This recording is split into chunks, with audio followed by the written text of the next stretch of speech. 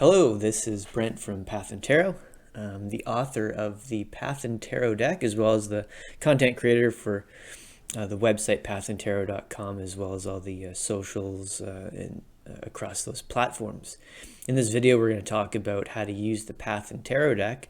We'll talk about some of the design elements that are built into it that dictate how to use the deck as well. We'll run through a quick card spread here. It's a 9-card spread that's written out on my website that you can use for this deck. And then we'll also introduce the other 2 decks that are part of the PathandTarot deck series, the PathandElements and the Pathand playing cards. So I'll show you how to work those decks into the card spread here. But also know that you could use them in any other ways if you had those decks. So this will be great if you're just getting into tarot, or if you're an experienced tarot reader. It may give you a new idea of how to change up some of the reading methods and all that. So let's talk about the tarot deck here. I'll stop it from shuffling, and I will open up the deck here so that we can kind of go through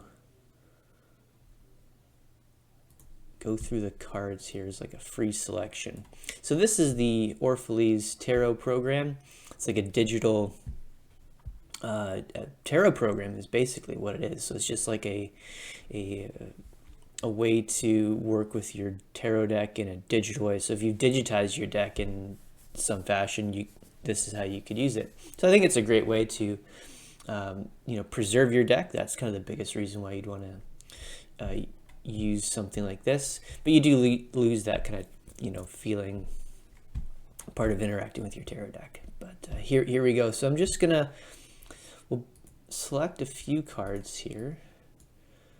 We'll talk about, I'll grab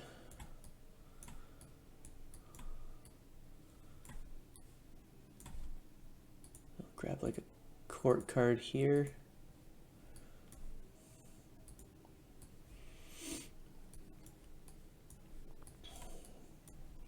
We'll talk about some of the design elements that are part of this deck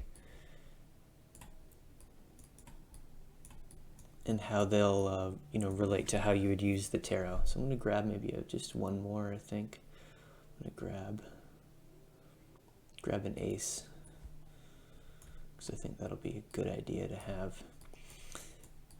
So the foundation of the tarot, it's easiest to understand the tarot as it's broken down into 5 suits, or 5 categories, if you want to think like that, or 5 sets, however you want to think of it. There's five sections of the tarot, and that's based on the Western elements, with the 5th element being spirit, right? So we've got air, fire, earth, and water, and then spirit is our 5th element. So spirit would be related to our major Akana cards here, the Hanged Man, Lovers, the Fool, all that. And then all the other elements we're going to find in the other suits. The Queen of Pentacles, that would be earth. The Ace of Cups, that's water. So a lot of them are fairly obvious. The wands would be fire. The swords are air.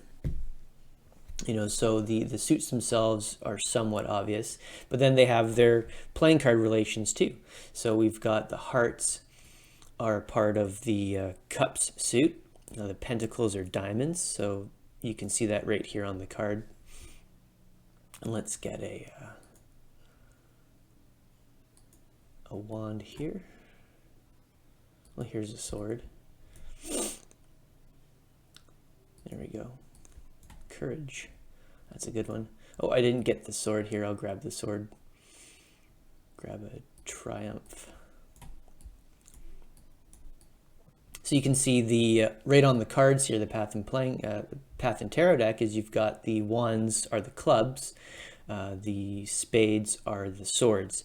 The design on these cards has it sort of transparent, and that's sort of intentional to work with some of the design ideas of the tarot deck.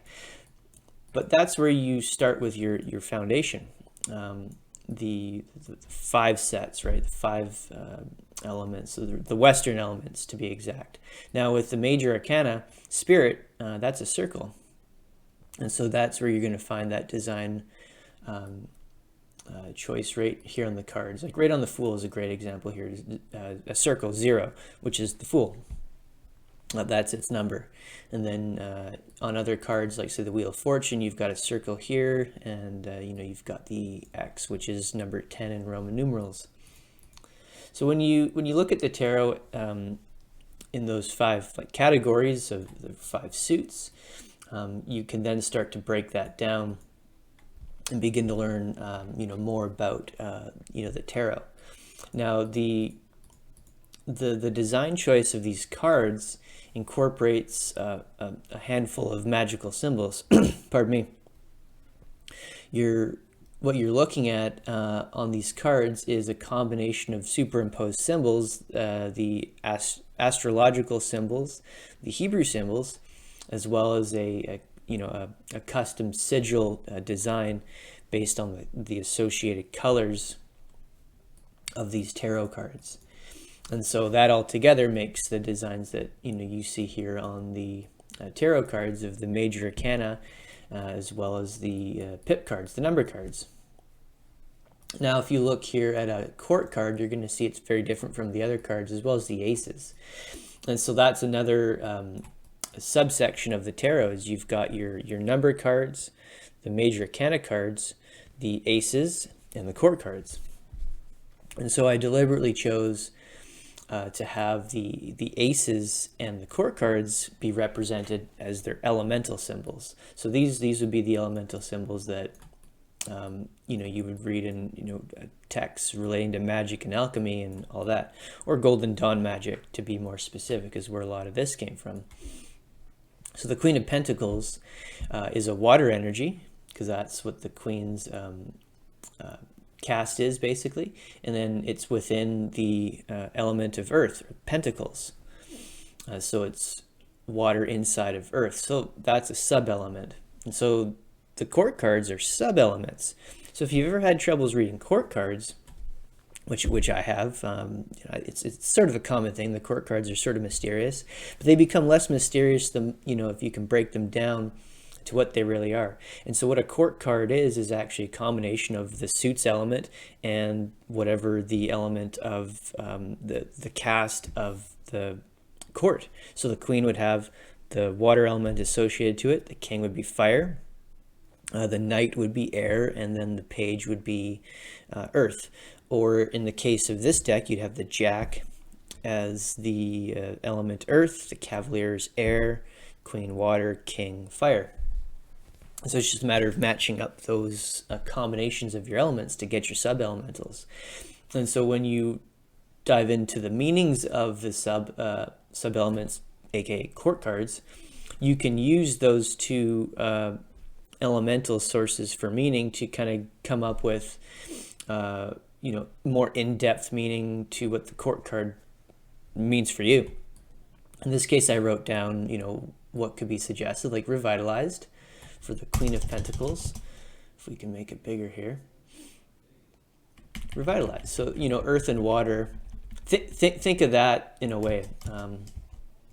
Whoops, there we go.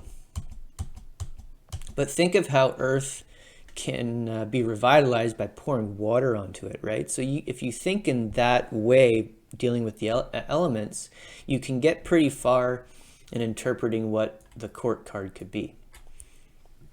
Now the aces, in the same way that they're associated to the elements, they are the sort of benchmark for what that entire suit is. So the entire suit of cups is really rooted around emotion, and then everything stems out from the ace onwards up to 10 and then cycles back. And then your court cards are the human interaction of that cycle of the element. So when you look at it like that, it becomes a little easier to compartmentalize what each thing means, allowing you to read the cards more fluently.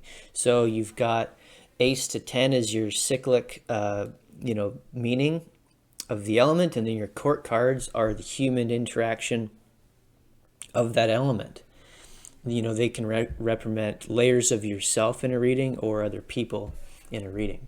So when you look at the court cards and the aces as the raw element of that suit, you can then start to have building blocks, you know, with your reading. So it becomes less overwhelming if you're, you know, a new reader. This is more for the new readers and more advanced ones.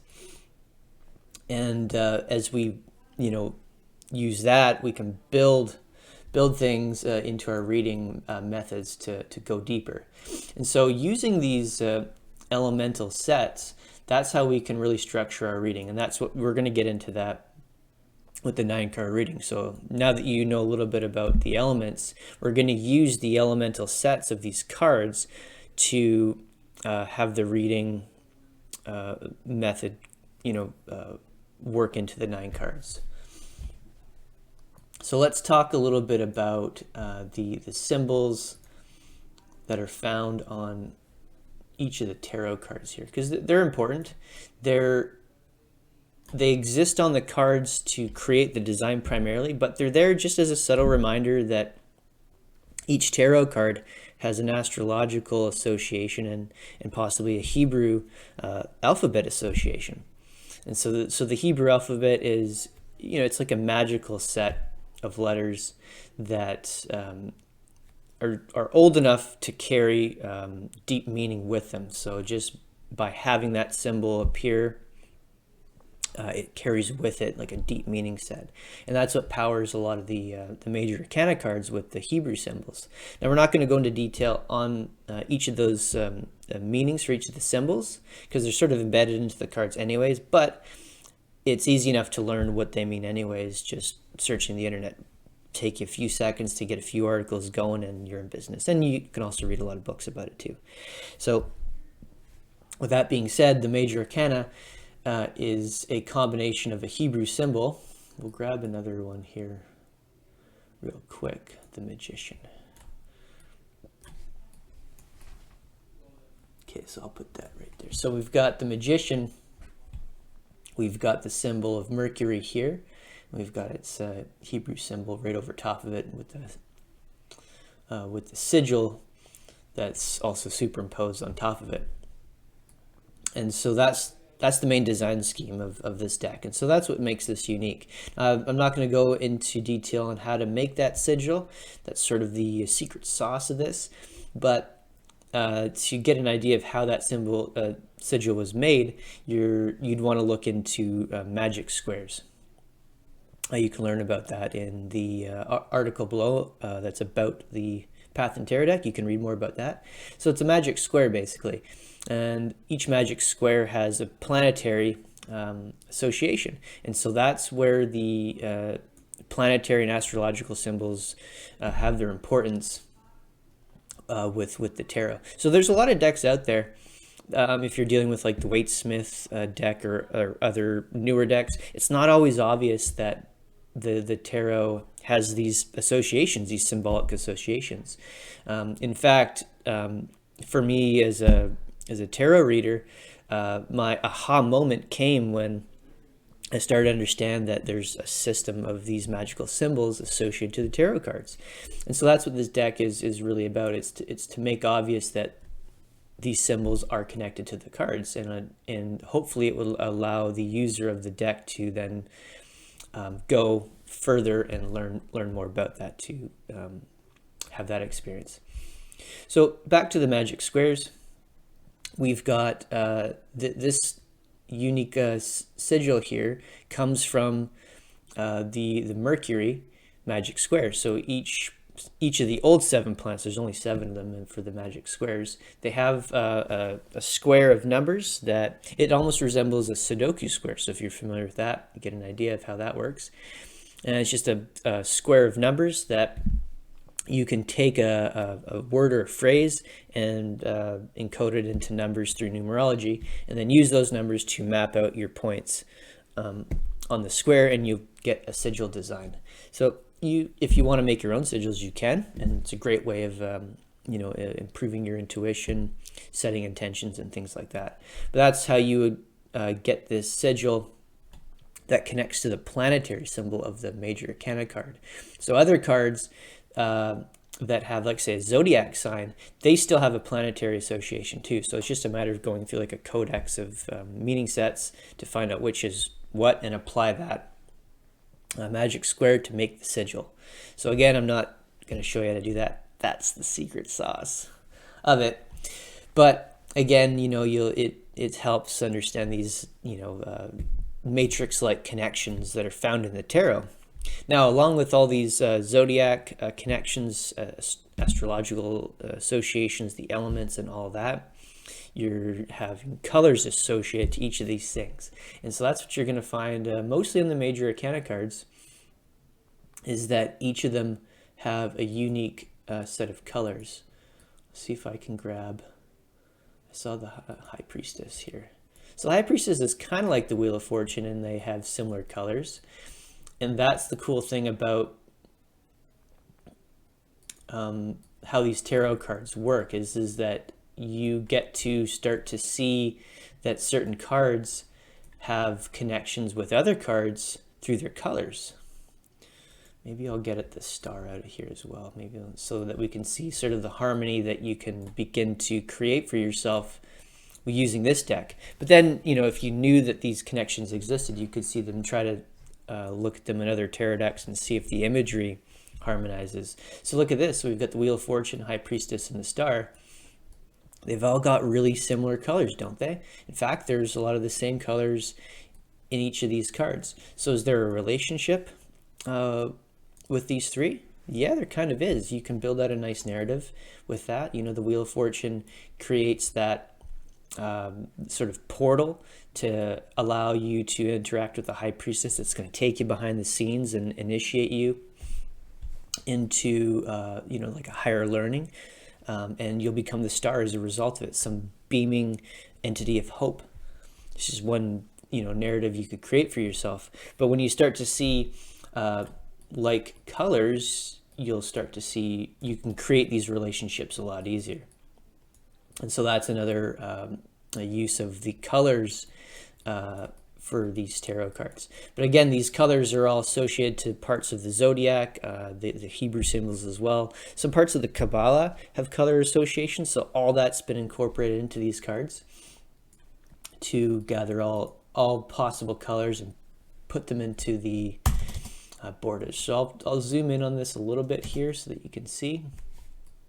But if you look at the border, each of the possible colors are all built into the cards themselves in the border. So the borders contain a lot of the color, and then the sigils themselves all have the colors built into it. So each point of that sigil, each number, or a part of that phrase put into numbers, is a different color. So it shows you all the possible colors on the cards here, as well as the majors and the pip cards, the number cards. And then when you're dealing with the court cards, you're just dealing with the strict elemental colors associated to that. Okay, so let's browse through a little bit here and see if we can come up with something else. But that's really the foundation of the symbols on these tarot cards. It's a way to gather up and reveal the elements, I guess pun intended, of the tarot, is you're dealing with the 5 Western elements, the 7 planets, and the zodiac, the 12 zodiac signs. And then combined with that, you've got the Hebrew alphabet that is sort of like the hat rack for the major arcana cards to hang the either a planetary sign on and whatnot. So when you start to realize that, you start to think, wow, the tarot is really just a representation of the universe around us, like the world around us. So when you look up to the sky, we have to make sense of the stars, see the planets. Our ancestors, when they look up, they had to make sense of, what's that? It's a planet, or that's a star constellation. What does it mean? And so the tarot, the way I see it, it's a representation of the world around us. And that's why it's such a powerful system. And then, of course, we've developed meanings for each of the cards. And as it interacts in a system, it's a great way to allow us to look deeper into ourselves, because we as the human condition, we're part of this universe. So it's almost like a way for us to tap into the greater power of the world around us. The tarot is almost like a fabric that you can overlay against the world and see what pops out of it, if that makes sense. Okay, so we've jammed about the tarot enough, at least to sort of get you, possibly interested in it. And of course, you can always learn more. There's other videos and articles that you can check out here. So I'm going to gather up all the cards here. And I'm going to just get it into not free selection like that. I'm going to resize this a bit so that I can get the 9-card spread. So we're going to do the 9-card spread right now, and we'll talk about that. And then now that you know that each card has like some sort of elemental association based on its colors, we can use that to build up the card spread and how that works. So this is a 9-card spread, and we take the first card after having shuffled it. I'll make sure we do a shuffle here. Shuffle. Whoops. Gather up the cards. So with this 9-card spread, it's a fairly straightforward spread, but the beauty of this is through the rules and how you're gonna put the cards in play. So we're shuffling up our deck here. This is what you want to do. Set your intention. Ask whatever you want to ask. Make your inquiry. Vocalize it. Write it down. Think about it as you're shuffling. And you're going to draw the first card out of the deck in however way you want to acquire that card. And then you're just going to place it in the center of your working space. In this case here, this is the working space. So we've got the 9 of Cups, bliss. So this really represents like the center of the situation. And so if you've used other card spreads, you have something like similar to that, like what's the center of everything that you're dealing with. Now we didn't really ask a question because this is a demo, but you can set your own intention if you want. But we're kind of now having to work backwards to fit the cards into like an intention. But that's okay. This is just a demo. We're just playing with the cards. But we may see something interesting pop up.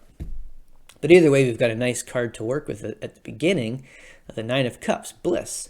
And that's kind of cool because, whenever you're dealing with the tarot and whoever's reading it, me as the reader, I'm always in this reading in some way. I'm connected to it. So for me, doing the videos and talking about the tarot, I love it. It's very blissful. So for me, this is very enjoyable to just sit here and talk, to you about the tarot and play with my deck that I've created. It's fantastic. I love it. So this card makes sense for me, depending on how you feel about it. It may make more sense or less sense to you. So this is our center card. So now we've got 9 cards. So what we're going to be doing is building a 9-card matrix. So we've got 8 spots around the card, up, down, left, right, and then the diagonals. So it's 8 plus 1 is 9. So we're making a 3-card matrix. So now that we've got the center card, we have to now play a little bit of a game with the cards, apply a little bit of rules to it. So we have to consider the elemental association of the card and use that to figure out where we're going to put this card and what connections we're going to make. Now, earth and water harmonize, like they relate to each other. Air and fire relate to each other. And then everything else mismatches to some degree. Fire and earth don't really relate, so they create like a barrier. And then spirit, which would be the major Akana cards, they're going to connect with everything. So they're like a wild card. So their placement allows extended connections. So it's almost like the grease between the wheels. It'll connect non-harmonizing elements. So what we're doing here, it's almost like if you're familiar with the abstract game Go, where you're creating extended connections against your opponent who's making barriers against you. So that's what we're going to be doing here. And the connections, you have to line them up. They have to be beside each other. So hopefully that makes sense, and we'll get into it and show you how to place the cards. Now you can come up with interesting connections through the numbers, how they get numbered and things like that. But we've got defeat, the 5 of swords. So this is, our center card is a water element, and we've got an air element. So they don't exactly harmonize, but they create a unique story because air and water are kind of related in the fact that, you know, the air blows the water into like a storm, maybe, you know, like a hurricane, you know, things like that, right? So where can we put it?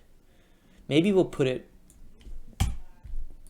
underneath this underneath the 9 of cups, because, you know, we don't have really a connection here, and maybe we want to have defeat be like, you know, below bliss as like the threat of defeat happening.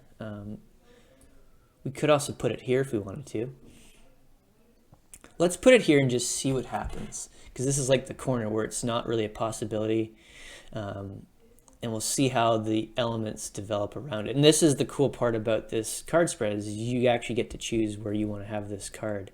And then, you know, we'll do the actual interpretation afterwards. So let's grab another card, the Tower. Ooh. So where do we want to put this? So you can see here with its colors, there's a lot of fire energy with the Tower. That's sort of obvious with its colors, like oranges and reds. It's got the Mars astrological association. So where do we want to put this? But we know with fire and air, that kind of harmonizes. So it's going to fit probably best in either of these two places. But maybe we want to put it here because the Tower moment is a good moment to shake out of that bliss. The Tower is not necessarily a bad thing. It's sometimes a necessary thing to kind of give you that call to action, to put you on the journey of the hero, the King of Cups. So if we look at the King of Cups, we've got a fire association with water.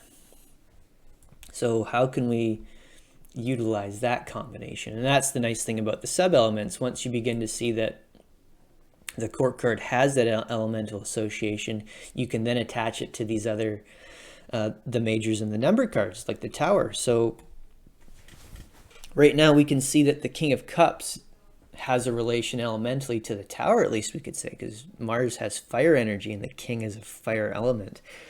But it's within the water suit. But our main center card is water. So there's an interesting relation right there. Now we could probably, it's best probably to keep the card maybe either here, here, or here. If it was here, it has that direct relationship to the King, but we could also have it up here, so it's got like a vertical association. Or we could have it here so that it has maybe like a future relation. But maybe we should keep it close to the fire here of the Tower. So like we'll try to build a relationship with that and see what comes up. So the Moon, cool. So now we've got another major Akana card. Now we don't have to use the elemental associations that are built into the card. It was more obvious that the Tower had that fire connection, making it, you know, fit nicely with the swords. But the Moon, you know, with its colors, it's sort of almost ambiguous here. It's got a lot of interesting colors on it, but I think it's going to fit anywhere here. So what we could do is we could fit it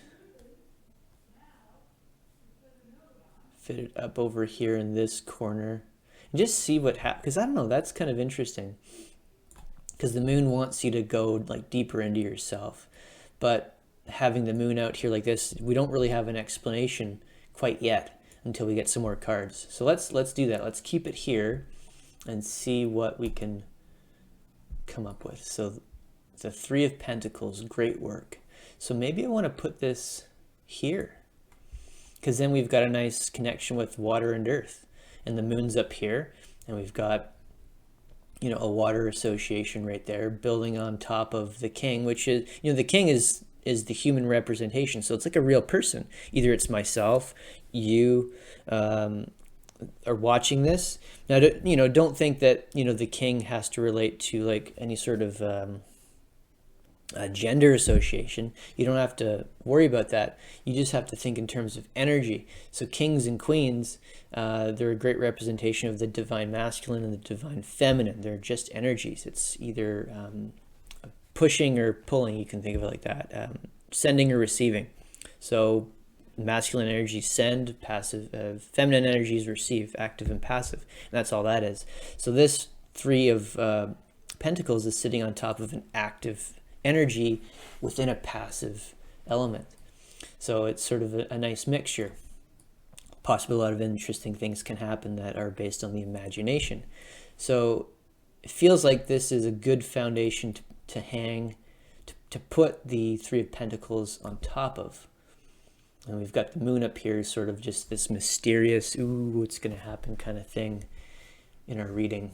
So now we've built it up so we've got this almost triangle here in a way that's unusual. So you can observe mid-reading what shapes are coming about as you're doing the reading before it completes. And that can give you in-depth information if you wanted to interpret it deeply. Conflict. So let's put see that my intuition said it fits right here, and I think it does, because you've got defeat, conflict, you've got the tower in a nice sort of cup, a vessel in a way, a triangle-like shape, a very strong shape, and that's representing the past. If we're going left to right, past to the future. So in the past there was defeat, there's conflict, we had a tower moment, but then we've reached a moment of bliss currently, which will then allow us to become the imaginative king, very active energy, but also maintaining the sense of bliss and emotions that's able to perform great work, having gone through deep within ourselves in the moon to transcend our, ourself in a way. So that's what we can get kind of so far in the reading. So we've got the Emperor. Let's put that here, because the Emperor has a little bit of a red energy, active energy, fire energy, and it connects nicely with the cards we have in that sort of section of this matrix. So organize the cards a little bit there. So now we've got one final spot. That's kind of cool because we've got like a pillar in a way of major arcana cards here, here, and here, like a V shape. So you could use that to come up with something. So, but I think right now the Emperor hangs out in this area because it's almost like the resolution to the conflict and defeat. You have to become the Emperor to overcome those things, to gain control of all your resources, your surroundings, the world around you. And the Empress. Wow, cool. See? Yeah. Interesting things can come about in tarot readings. Empress. So now we've got a connection of 4, 3, 3. So it's cool because now we can play with the numbers a bit and see that there's a relationship with sequence 3, 4, 5. We've got doubles of 5. And our center is 9. We're dealing with a 9-card matrix. That's a very synchronous thing. And we've got 4 major arcana cards. So the fact that we've got 4, we've got 3, 4, 5. Don't have a 6, but we've got 16 and just 1 king. So when we've got 1 court card, usually it represents like the querent, the person that's being read for. In this case, it's just me doing a demo reading. So I think the king is representative of myself here at this moment. And if you're watching it, the king represents you. And whatever energy you're kind of working with now. So you're just dealing with the imaginative energy. If we had more court cards, we could say it's like layers of ourself that we're dealing with. But in this case, no, we've got the king here. Now, the 9-card spread has ended up because we took into account all the elemental associations and what connects and what doesn't. So because we've considered that, we've got a nice section of our reds and yellows, the active energies connected, and then we've got our passive energies connected as well here in this shape. So we've kind of Tetrised together the tarot cards in a way, with our major arcana cards at the top kind of floating here, and this one being sort of like a wild card. So you can see that you've connected together the energies so that they harmonize and make sense of each other. Because when you look at the pip cards, the number cards in sequence, as they relate to the harmonizing elements, a lot of those meanings just make more sense. You know, dealing with defeat here and conflict here, like the fives of the wands and the swords, they have a relationship. Defeat, conflict, right? Makes sense. Bliss, you know, a lot of the resource wealth type cards in the pentacles, they make sense in relation to the cups and all that. So you start to see those relationships, and you start to see how the suits really do interact with each other through just an elemental point of view. So there you go. That's how you would work your way through the 9-card reading with the PathandTarot deck, considering all the elements and how they work together. And then by doing that, you get to harmonize the meanings of the elements and work with the colors. So what we can do now is we'll open up the two more decks. We'll get the Path and Elemental deck going here that's tarot sized, and we will open up another deck for the Path and playing cards, and I'll quickly do a demonstration on how you would work those into this reading here too. So what I would recommend is, you know, if you do the 9-card spread, you can extend the reading a little bit by adding cards on top of each other to see what you can come up with. So let's just draw 1 card from each of the decks and see what we get. So this is cool. We've got another part of the sequence of the cups, abandonment, happening. We've got the element air and the ace of spades, or the ace of air.